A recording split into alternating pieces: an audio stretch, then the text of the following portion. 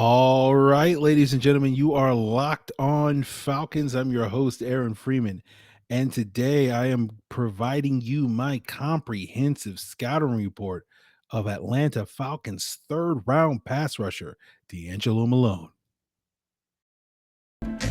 You are Locked On Falcons, your daily Atlanta Falcons podcast. Part of the Locked On Podcast Network, your team every day.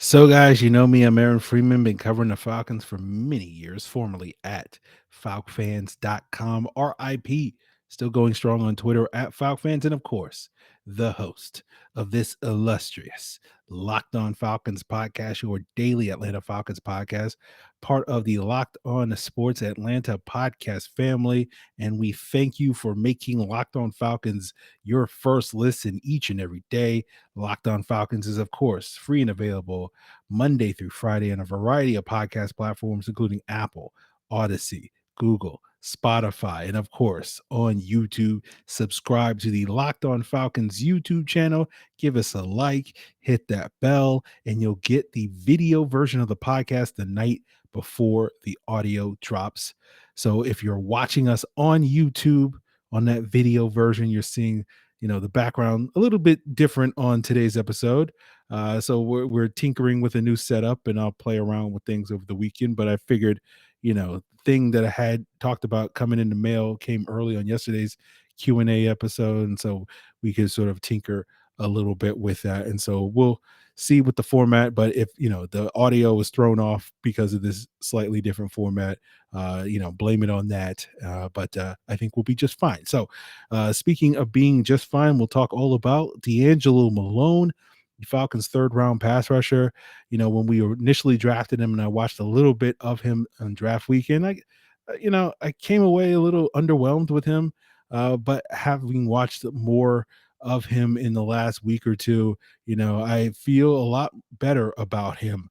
My initial sort of opinion of him was kind of an undersized one-note speed rusher, and we've been down that road here in Atlanta, and that sort of made me like, oh, we know how this goes. But watching him, I came away a little bit more impressed, and I'll explain exactly how that was. But if you don't know about DeAngelo Malone, he's a local product out of Atlanta. His senior year, he transferred to Central Grove High School. He's also cousins with the Falcons' sixth-round selection in Justin Schaefer. He was not highly recruited out of Central Grove. Western Kentucky was one of two FBS programs that recruited him. He went there, spent 5 years there, finished his career as their all-time leader in sacks, 4-year starter, all-conference player all 4 years, two-time Conference USA defensive player of the year, finished with 34 career sacks, 60 career TFLs, and 9 forced fumbles. He did get an extra year of eligibility due to COVID, so he was able to sort of pad those stats a little bit there, but led the team in sacks all 4 years that he was a starter. So initially, when I wanted to watch DeAngelo Malone, I planned on watching 10 games. I wound up watching 8 of those games and then parts of the other 2 games. So I try to mix in, both his highest graded games and his lowest graded games according to Pro Football Focus. I also watched him in the Senior Bowl, where he did wind up being, I think, the defensive player of the game for the American team. I think he had a sack, a couple of pressures, and as well as a tackle for loss in that game. And that's owed to Malone being a very good athlete. He had a really fast 40 time, ran a 4.54, which is 96th percentile among edge rushers. But then when you look at his other explosion metrics, like the broad jump and the vertical jump, he was 70th percentile and 76th percentile respectively in those two areas. So he's still very explosive, but not just as necessarily elite. And I think his explosion looks more like a 70th or 75th percentile athlete than a 96th percentile athlete. But he's still very fast, and that shows when he's in space. And the other thing that shows when he's playing in space is his high motor. Plays with a 9 out of 10, maybe even a 10 out of 10 type of motor, which was a guy that I saw make several tackles, 20 yards down the field. And that's going to check the boxes of any NFL, college, or high school coach. And I think that also is going to apply to his potential to impact on special teams. A player that plays defense with that type of motor certainly is the type of guy that you want out there covering punts and kicks on special teams. And I think we'll see that from DeAngelo Malone right off the bat. Now, when I was charting his games, I was focused on primarily on how he won as a pass rusher. I did this with Arnold Ebiketie, looking at sort of 5 broad categories in which how they won: speed, power, technique, inside moves, and other. And in the case of others are like basically like cleanup plays or unblocked pressure or whatever the case may be. And I grouped those into, 2 categories of pass rush wins versus pass rush disruptions. And wins are sacks, hits, pressures, hurries, all of the things that you win. And for me, how I qualify a pressure versus a hurry is basically a pressure is when it results in an incomplete pass, and disruptions are pressures, hits, and sacks. So when they have a negative impact on the play or negative impact on the quarterback. And Malone had 39 wins and 21 disruptions. And with looking at his wins, 28% of them came via speed, 26 became via that cleanup metric, 21% were via power, 21% inside moves, and 5% were based off of technical moves, things like the cross chop in the swipe move, which also kind of fit broadly under the speed rush category. So that would probably add to that. When you look at his disruptions, so not looking at the hurries, but just looking at the sacks, hits, and the pressures, 38% were those others sort of cleanup, 29% speed, 19% on inside moves, 10% power, and 5% technique. So primarily he's winning with speed and motor, right? And that factors in why he's got so much of his production off of cleanup, because he uses that speed to sort of chase down quarterbacks on those rollouts or when they're trying to extend plays outside the pocket.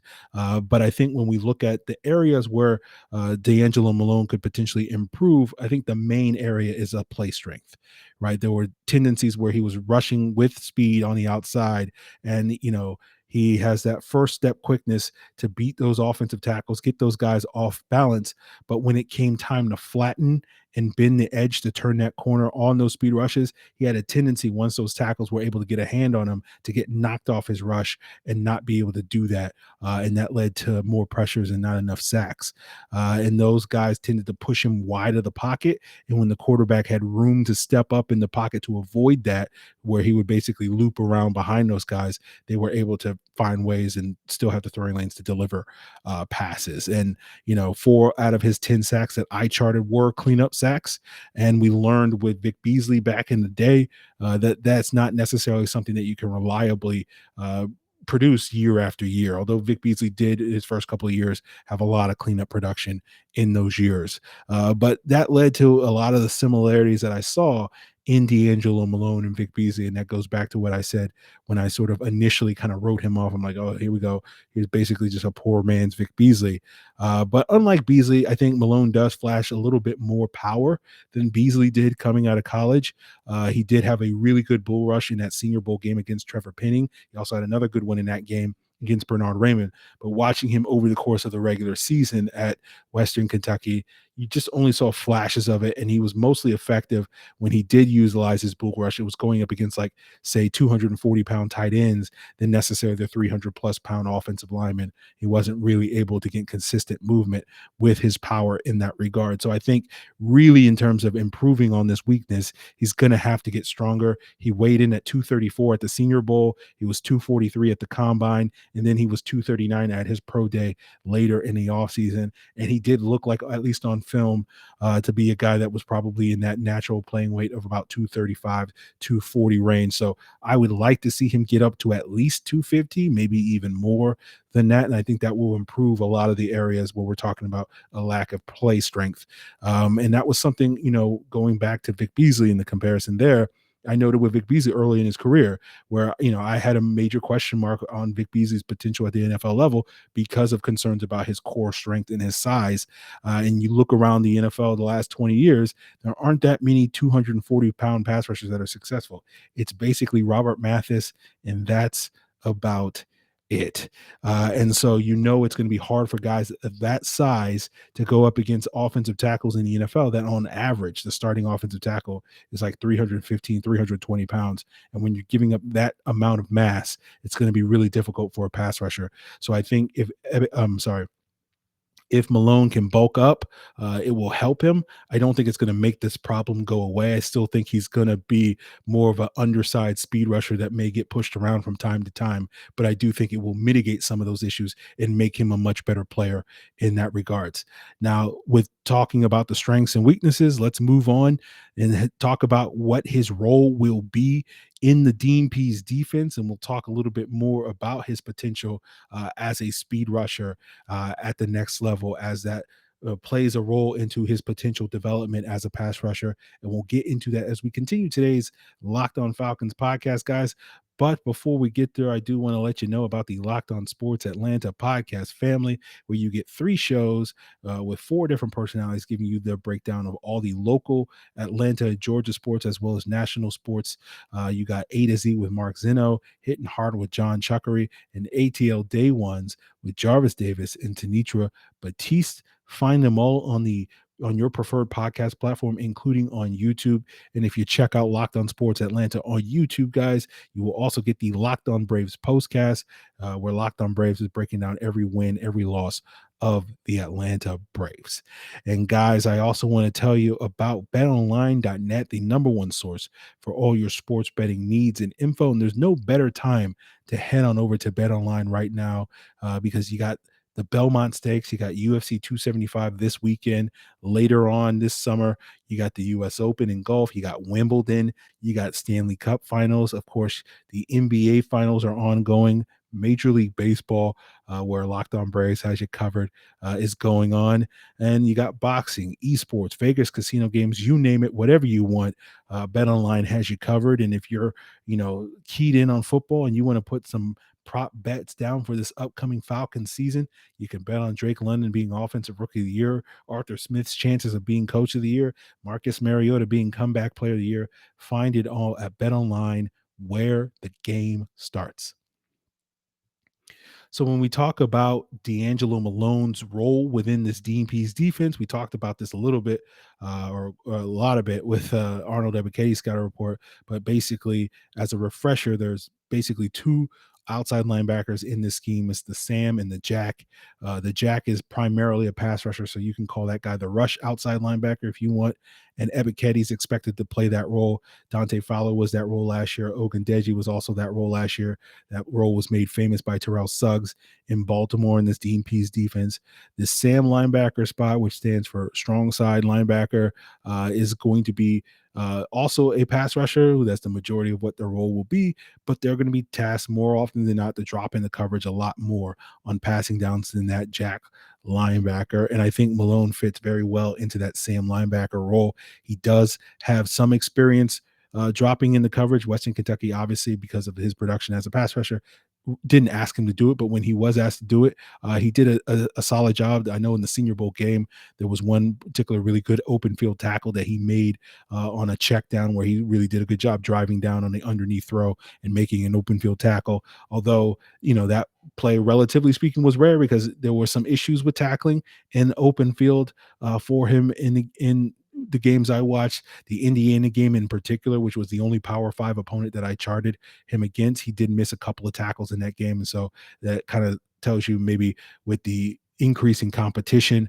versus what the Conference USA, maybe tackling was a little bit more of an issue. And so that may be a bigger issue at the NFL level. We know Dan Quinn's coaching regime felt very confident in their ability to teach tackling. We don't really know necessarily where Dean Pees and his coaching staff sort of stand on that and believing that they can teach it, or they'll just sort of let a guy sort of sink and swim. But obviously, when it comes to run defense, the outside linebacker's primary role is going to be, setting the edge and sort of funneling the run back to the interior.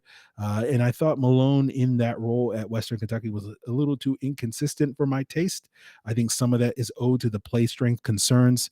You can certainly find plenty of reps where he does a great job getting leverage, using his length, using his explosiveness to sort of reset that line of scrimmage like you want on the outside. But there were also way too many reps where he was getting effectively walled off by both offensive tackles as well as tight ends. And there's a scouting term I've heard Daniel Jeremiah use in the past where he talks about OTGs, which is code for on the ground. And there were just too many instances where I noticed DeAngelo Malone being OTG on the ground and getting pushed around a little bit too much. And obviously you can't make a play when you're on the ground. So that's something that he needs to get better at. And again, I think bulking up will help him there.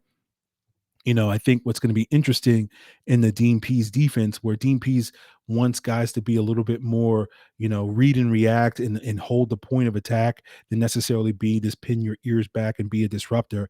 And at Western Kentucky, they played more of that pin your ears back, be a disruptor type of style. And that was really something that Dan Quinn and Raheem Morris did in their defense. We saw Grady Jarrett kind of have a difficult time adjusting to playing the more Dean Pees style than that disruptive style. And so I do wonder a little bit about Malone in terms of his fit. And so I think there's going to be a little bit of a transition period as he works to improve his ability to recognize and read the run plays. He didn't do a great job at that.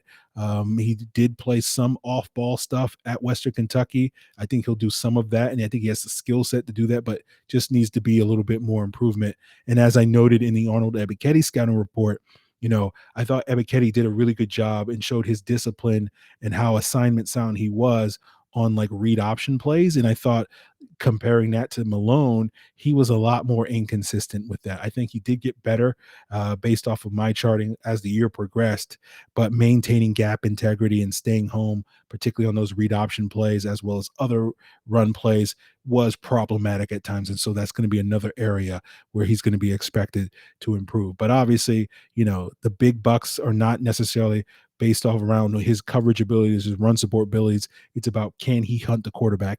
And I certainly think he's capable of doing that, but I think he has a ways to go before he's a high level pass rusher in the NFL. His best asset is his speed. It's very good, but it's not necessarily elite. And I think the uptick in competition in terms of the quality of offensive tackles he's going to face in the NFL are not going to have as much problem staying in front of him as those Conference USA offensive tackles did.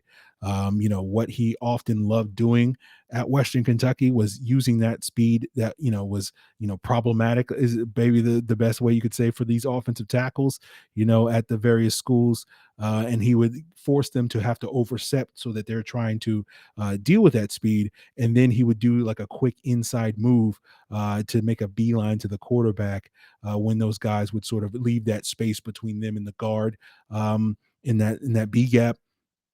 And that's usually not as easy to pull off in the NFL, just because the tackles are going to be a little bit better staying in front of the speed. So they're not going to sort of completely overset, the Jake Matthews, Rashawn Slater, Trent Williams, Tristan Wirth type of guys that he will be potentially up against this year are not going to have too much problem staying in front of his speed. So that inside move, that inside swim move is not going to be nearly as effective. And the reason why you bring up those guys is because those are the types of tackles that you have to beat in order to be a high-level pass rusher. And that takes us back to the Vic Beasley conversation, because we saw Vic Beasley routinely dominate the lesser offensive tackles, but going up against the quality guys, they would often stymie him. And that was one of the reasons why Vic Beasley didn't necessarily live up to his potential. Beasley was reliant solely on his speed, but when he faced guys that could stay in front of him, and force him, or they could use their size or their length to sort of lean on him, and given his undersized frame, they had little to no issues stopping him. And it was a similar thing that I noted when I went through the all 22 of Dante Fowler 2 years ago, and I broke this down. I think it's still up on YouTube. You can just search Falcon Central Radio Dante Fowler all 22 review or something along those lines. And I noted in that breakdown, looking at Dante Fowler, dominating Caleb McGarry in that Rams Falcons game back in 2019, that McGarry really struggled because he couldn't handle Fowler's speed. But a couple of weeks later, they faced the Steelers, and when Fowler was going up against Ali Villanueva, his speed was virtually a non-factor, and Villanueva had no problem shutting him down. And then when he was facing I think then Steelers rookie Chucky Okorafor, who probably wouldn't been able to handle his speed. The Steelers consistently put a tight end on that side to sort of chip and slow down his speed rush. If only Dirk Cutter had done the same thing for Caleb McGarry in that game. But that led to sort of Dante Fowler, a player that a lot of Falcon fans were insistent was going to be a massive upgrade for the Falcons because he had that dog in him. But because of the way that the Steelers schemed it and the quality of their tackles, that dog wasn't necessarily barking in that regard. And I think we'll sort of have to see how Malone fits in that paradigm, because he could go a similar way if he does not develop a little bit more of that technical side. If he doesn't develop a go-to move, and I saw him flash one that I think could be sort of his go-to, that was the cross chop. There were maybe a dozen or so times in my charting where he tried to use a cross chop or some variation of sort of using his hands to chop down the offensive tackle's hands. And only maybe about a third of the time it was effective at generating some type of pressure or hurry. But I think that's a solid foundation that he can continue to work on and build off of, because if he doesn't, and he winds up being similar to Beasley and Fowler, guys that rely solely on their speed and winning within the first 2 or 3 steps based off of that speed, I think it's going to limit how good a pass rusher he can be. And with guys like Beasley and Fowler, we've seen that play out over the last 5 years. And I think Malone is always going to be kind of a speed first guy. I think his power can be improved upon and added to his repertoire, but it's never going to be the situation where I don't think we're going to see too many instances over the next couple of years where DeAngelo Malone's bullying guys like Tristan Wirfs or Taylor Moton or Ike Ekwonu or Ryan Ramczyk. Maybe he can bully Trevor Penning like he did in the Senior Bowl game, but I think he's going to primarily be a speed rusher, and I think that can work within the structure of this Falcons defense. But I think in order to maximize that speed rush, the Falcons need to couple that with that sort of interior push, right? And this is how we talk about building up a pass rush. I think you couple Malone's speed as well as Ebiketti's speed and their ability to attack upfield, that's going to force the quarterback in most instances when those guys are bringing their speed to step up in the pocket to avoid that. And that's where you need those interior guys like a Grady Jarrett and hopefully somebody else, which again is reason number 512 why I sit here and insist that the Falcons need to get some D-line help. But then those interior guys can get that pressure when the quarterback steps up in the pocket and finish those plays.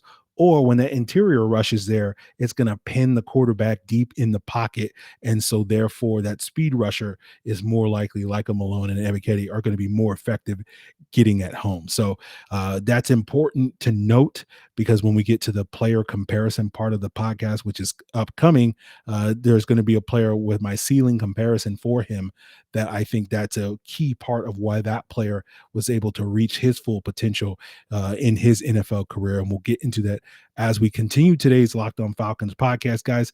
But before we get there, I do want to ask you a favor to head on over to lockedonpodcast.com/survey. Help us out, make this show as well as other Locked On shows better. Tell us what you like, what you don't like.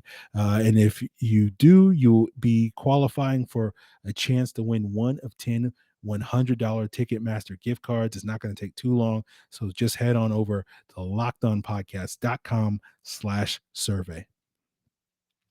So when we're talking about the floor, the ceiling, and the eye level for DeAngelo Malone, just as a reminder, what I mean by those terms is the floor to me is what his starting point is going to be in the NFL. His ceiling to me is what his max potential is in the future if all the development and everything goes right for him. And then his eye level is kind of the midpoint between those points, which is the most likely outcome for him in the future. And so my floor for DeAngelo Malone is Marquise Haynes. SEC fans may remember him from his Ole Miss days. Haynes was a 6'2", 235 pound speed rusher, has spent the last 4 years with the Panthers primarily as a backup. His best season was in 2020, where he got the most snaps of his career, finished that year with 4 sacks and 15 pressures. He's basically been kind of the fourth edge in their rotation. He's been semi-productive in that role, but he's not going to necessarily wow you in that role. And through 4 seasons in Carolina, he's combined for about 500 pass rushing snaps, for a combined 8 sacks, 12 hits, and 37 pressures. He did get a second contract from the Panthers on a modest 2-year deal this offseason, but he still is expected to be competing in training camp based off what I've heard and read, with 2 former Falcon legends, in fact, in Jacob Tuioti-Mariner and Austin Larkin. And so I think Haynes is really a competent backup, but he's not going to be a guy that you're going to absolutely be in love with. And that hasn't stopped the Panthers from trying to add more edge rushers in the years since they drafted Haynes in, I think, round 4, including Brian Burns, Yetur Gross-Matos, Christian Miller, Amari Bono, and, of course, signing Hassan Riddick, and, of course, the most impactful signing that they've made, which was Jacob Tuioti-Mariner. So I think with Haynes, he hasn't played a ton of special teams on the Panthers these last couple of years. I think that's probably what Malone will be expected primarily to contribute to the Falcons this season. I certainly think he'll be in the mix in terms of the rotation, but my guess is that he'll probably wind up being the fourth edge this year for the Falcons behind Ebiketie, Carter, and Ogundeji. I think he could certainly usurp Ogundeji if he has a good camp, but just because Ogundeji is a little bit more well-versed in this defense, and going back to the earlier points where I think there's going to be a little bit of a transition period for Malone coming out of the gates, that I think Ogundeji's poised to take that spot. But ultimately, as the fourth guy, I think it's realistic to expect Malone, if all things go according to plan, to be playing like 15, 25 snaps a game, get some opportunities to rush a quarterback. And primarily his job is going to be, sort of keeping the guys ahead of him, particularly Ebiketie and Carter, fresher. And I think it's going to be interesting to see how Carter develops, because I think similar to Haynes, who over the last 4 years has not really elevated himself beyond basically being a capable backup, I do think without the development that we were talking about before with Malone, we may see him sort of be stuck as a career backup, and he may not necessarily rise above this floor as Marquise Haynes as a competent but nothing special as a reserve player. But the thing that Malone has going for him is potentially the fact that Lorenzo Carter's on a 1-year contract. And so if he does flash potential Malone, that is, there's a path for him to be elevated to the starting lineup next year. Although he could get passed by if he doesn't necessarily live up to that, especially if, you're out there on the Will Anderson bandwagon as a future Falcon. And so we'll just sort of see. But I think ultimately, like Haynes, DeAngelo Malone will probably, at the very least, be a 2 to 3 sack guy a year, probably getting a lot of that production on cleanup plays, and then give you 15 to 20 pressures a year. And I think he can be that out of the gates right away this year in the NFL. And the player that Falcon example that's familiar to you guys that basically had that same level of production, that's exactly what Jacob Tuioti-Mariner was in 2020 for the Falcons. Now, when we talk about, DeAngelo Malone's ceiling, the player I came down with was Yannick Ngakoue. Now, I don't expect Malone to be nearly as good as Ngakoue. Think of him as more of a poor man's, or maybe a middle-class man's Yannick Ngakoue. But similar to when I was doing my scouting report of Calvin Ridley back in 2018, I basically said in that episode, the best version of the type of receiver that Ridley is Marvin Harrison. And that wasn't necessarily to indicate that I thought Ridley, like Harrison, was going to be a future Hall of Famer. And similar with Malone, I think the best version of the type of player that DeAngelo Malone is essentially Yannick Ngakoue. And Ngakoue similarly kind of came into the league barely in that 250-pound range, but is purely a speed rusher that has limited power in his game, in his repertoire. And he's a speed rusher that's almost living and dying with a deadly cross chop. That's his go-to move. He's doing that pretty much every single. I don't know if I've ever seen a Yannick Ngakoue pass rush that did not feature a cross chop. And over the course of 6 years, that's been very good for Yannick Ngakoue, because he's had roughly, I think, 55 and a half sacks over the course of his career, which is roughly 9.5 sacks per year. He's had 2 double-digit sack seasons. I'm not expecting DeAngelo Malone to have that type of production, but I think with the max development that he could get, and if he does develop a go-to move like a cross chop or something similar, I think Ngakoue is kind of the best version of that type of player. I think when you look back at Ngakoue's career, he had his best days in Jacksonville in those Sacksonville years, particularly in 2017 and 2018, when it was him, Dante Fowler, Calais Campbell, and Malik Jackson sort of providing that heat. And in 2017 and 2018, Ngakoue combined for about 21.5 sacks and notably 56 quarterback hits, so averaging 10.5 sacks and 28 hits per year. And you compare that to the other 4 years that he's been in the NFL, his sack production hasn't fallen off too far, 34 sacks, so on average 8.5 sacks per year, but only 63 hits, which is 16 per year. Those are still good numbers, 8.5 sacks and 16 quarterback hits, but by no means elite, right? There were nearly 50 guys in the NFL last season that had 16 quarterback hits and only 7 that had 28 or more. I think the explosion that Ngakoue showed in those 2 years in 2017 and 2018 is due to what we were talking about before, with that combination of having that speed rush as well as that interior push, right? With both Campbell and with Jackson providing that interior push, Ngakoue could just basically throw that speed rush and that cross chop all day long, and the quarterbacks were literally stuck between a rock and a hard place, trying to evade Ngakoue and to a lesser extent Fowler's speed rush as well as that interior presence. And you saw in the years where there was just Jackson and no Campbell, or just Campbell and no Jackson, as well as more recent years when he hasn't been in Jacksonville altogether, you're not seeing Ngakoue have that sort of elite tier production for that very reason. He's still very productive, but not necessarily elite, and he's probably more of a number 2 pass rusher than a go-to number 1 guy. And that's probably contributed to why Ngakoue's changed teams so much in the recent years, because he's seeking to probably get paid like a number 1 guy, and teams like, we'll rather trade you to somebody else or let you go to somebody else rather than pay you that premium dollars because you're not necessarily that level of guy. And I think, when you look at what DeAngelo Malone has the potential to be, should he reach that type of ceiling, you couple him with Ebiketie providing that speed rush, Grady Jarrett, and another interior pass rusher, maybe, I don't know, Jalen Carter or somebody like that.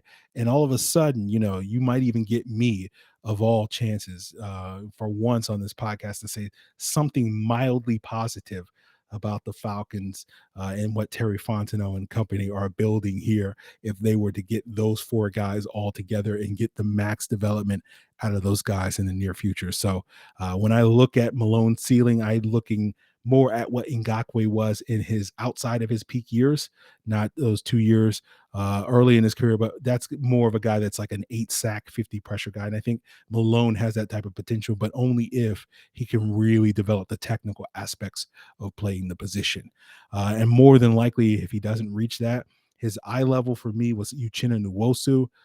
Basically kind of settled in where if Ngakoue is a number 2 guy and Haynes is the 4th edge in your rotation, then the likely outcome, the middle ground, is someone like Nwosu, who's the 3rd edge, and similar body type as Ngakoue, Malone, and Haynes, 6'2", 250, several years as sort of a designated pass rusher in the Chargers, but kind of was the backup behind Joey Bosa and Melvin Ingram there, was very productive in that role, played a similar role in the Gus Bradley defense as what Bruce Irvin played under Dan Quinn in that Seahawks style defense, which is kind of like a hybrid, play some off-ball stuff, but also in third downs would put his hands in the dirt and rush the quarterback. And over those first 3 years in that role, Nwosu combined for 10 sacks, 28 hits, and 76 pressures. So roughly averaging 3 sacks a year, 25 pressures a year.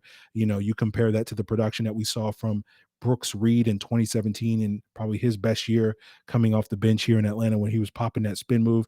Technically, Reed was the 4th edge rusher that season behind Claiborne, Tack, and Beasley. But that year he had about 4 sacks and 26 pressures. And I think that's kind of what you're hoping Malone can develop into. He's a guy that can provide you plus value off the bench, be a functional starter for you if that's the case, but he's more of a quality rotational player as Malone's eye level. And it'll be interesting to sort of see what Nwosu becomes now that he's sort of left the shadow of San Diego this past year. Once Melvin Ingram departed from, Los Angeles, Nwosu was promoted to being the full-time starter opposite Joey Bosa, and he had his most productive year with 5 sacks, 17 hits, and 40 pressures, and that led to Seattle paying him a $9.5 million contract as a free agent. But I think Nwosu is, a functional, capable, decent number 2, but ideally a number 3. But in Seattle, similar to the situation we constantly find ourselves here in Atlanta, beggars can't be choosers when it comes to upgrading that pass rush. And so Seattle seemingly is paying him like they think he can be potentially their number 1 guy and competing with guys like Darrell Taylor and Shelby Harris for that function. But I don't think it's a coincidence that the Chargers went out and said, okay, you can pay Nwosu all that money, but we're going to go and get Khalil Mack. And obviously anybody would want to upgrade Khalil Mack want to upgrade to Khalil Mack if they had an opportunity to do so. But I think it's telling that a guy like Nwosu, as capable as he is going to leave a little bit desired as a full-time starter. And I wonder if Malone will sort of fall into that same camp, which is more of a high value rotational player, a really premium backup, but may not necessarily be the ideal option to be a full-time every down player as a starter. And so that's a guy that's probably going to give you 3 to 5 sacks a year, 25, 30 or more pressures a year, but probably not a whole lot more than that. And that's good value off the bench, but that's going to be a little underwhelming as a starter. So when we talk about DeAngelo Malone coming in right away here in Atlanta, my expectations for him in 2022 is he's going to kind of get the red shirt Richie Grant treatment. Now we know injuries led to Richie Grant playing quite a bit in the second half of this past year, but I think ideally the Falcons wanted to sort of sit Grant for a year, and then in year 2, like we're seeing with Richie Grant this year, more elevate him as a starter. And again, going back to Lorenzo Carter being on a 1-year contract and how Malone performs this upcoming season could help influence that, whether or not the Falcons, and obviously Carter's season will have an influence on his future here in Atlanta. But I would imagine the Falcons, if Carter does have a good year, the Falcons would probably prefer to save some money and they feel like there's a lateral move from Carter to Malone, then they would just promote Malone. But if he doesn't necessarily do that, then the Falcons may be looking to upgrade that position with some sort of free agent or some sort of high premium draft pick. So we'll see how that goes. My hope is when you compare, say, Malone to Ade Ogundeji, who last year I think similarly was probably expected to be more of a rotational piece, but wound up, playing a lot more due to injuries to Dante Fowler.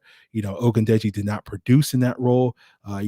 Infamously, everybody hates Stephen Means, but Stephen Means was Pro Football Focus second lowest graded edge rusher in terms of pass rush grade, and the lowest graded player was Ade Ogundeji, and that's led to the Falcons going after Arnold Ebiketie, going after DeAngelo Malone, and going after Lorenzo Carter this offseason. So I'm curious to see, in a world where Malone does play early in his rookie season, how he performs, and hopefully he'll have a better season than what Ade Ogundeji had. Now, personally, my eye level for Malone and Uchenna Nwosu, my expectations for that is higher than what I thought Ade's ceiling was going to be. I think my ceiling comp for Ade was Carl Nassib. Now I think Malone's floor coming into the league is higher than what Ade's was a year ago, at least in my initial evaluation, although I think Ade showed enough in the preseason to make me go back at the end of the summer and sort of reevaluate, okay, maybe I was a little too low on that floor in terms of what Ade could be, coming into the NFL. But I do think if all of this to sit here and say that if Malone does play early on, I do expect him not to basically be 121 out of 121 edges this upcoming season like Ade Ogundeji was. So I do think if he does play, he'll be able to contribute a little bit more because he's going to bring a little bit more of that juice, which I know is something that Ade didn't necessarily have, nor did Ade have great power. He had great length, but he didn't check all of those boxes. And Malone only really checks one of those boxes as well. but I think his power and his length are adequate enough that he's at least, the check is maybe in pencil, not necessarily in pen when we're talking there. So that's what I'll say. That's it on my DeAngelo Malone scouting report. Obviously, we have 3 more draft picks coming up with Tyler Algier. Hopefully, we'll get to that next week. And then probably the week after that should be where we can wrap up Justin Schaefer and John Fitzpatrick. Turnaround of those two shouldn't be as long as this most recent one. And, we talk about this defense, or I spent this past week complaining about the Falcons offense. And, much to the chagrin of you guys, but, Malone is part of this, new look, revamped Falcons defense that I'm actually a lot more intrigued about. And we'll try to talk about this, when Dean Pees is saying like, we only installed like 60% of the defense. I'm like, okay, what's the other 40%? And so then maybe that's going to be a topic that we can discuss potentially on Monday. So I'll do some deeper look into that and go back and look at some of the film from this past year, and maybe we can revisit that topic and maybe see how someone like a DeAngelo Malone could fit into that sort of upgraded Falcons defense. So that's a topic for discussion for next week, guys. I hope you have a great weekend. We'll be back on Monday, and make sure if you want to provide your feedback on anything I've said on today's episode or anything I've said on past episodes or anything you want me to discuss on future episodes, you can hit me up on Twitter or Facebook at Locked On Falcons. You can send an email to Locked On Falcons. And of course, you can leave a comment here on the Locked On Falcons YouTube channel. And of course, on today's video, make sure you leave a comment. Tell me what you think about DeAngelo Malone and what his potential could be, what he can be right away. What do you think he can be in the future? Am I going too crazy with the Ngakoue comparison, or you feel like that's spot on with him? Love to hear your feedback on that. So that'll do it for us, guys. I appreciate you for tuning in. I thank you for making Locked On Falcons your first listen. Of course, as your second listen, check out Locked On Sports Atlanta, check out Locked On Hawks, Locked On Braves, Locked On Bulldogs. Of course, you can also check out Locked On NFL to stay in tune on all the latest going on around the NFL. So, guys, I appreciate it. Hope you have a great weekend. Till then.